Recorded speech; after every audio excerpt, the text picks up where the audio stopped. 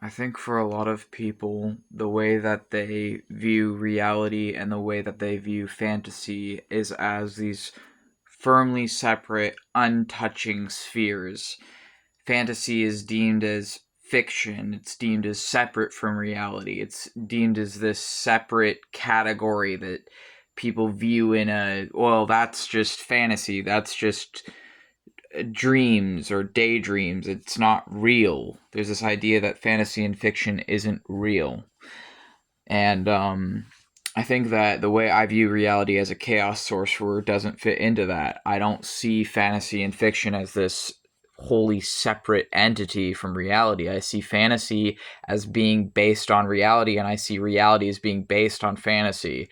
I see reality and fiction as a Venn diagram intersecting. I don't see it as two separate circles. The circles are overlapping and then they become like a spiral going inside of itself infinitely and going outside of itself infinitely, and like a yin and yang and the darkness and the light and creativity and infinite destruction. And I don't see fantasy and fiction as this wholly separate thing from physical reality. And because of that, I get labeled crazy, I get labeled schizo affective, I get labeled all this other crap that I don't agree with, I get labeled spiritually psychotic and delusional because I dare to see the world differently.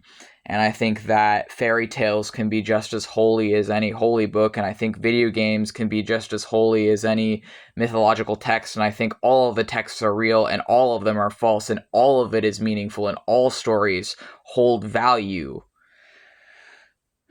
And I think playing video games can be just as much a spiritual experience as reading the Bible can be, and I think that Satan and the devil can be just as holy and divine as Jesus can be. And I believe that all of these things are teachers and all of them are real.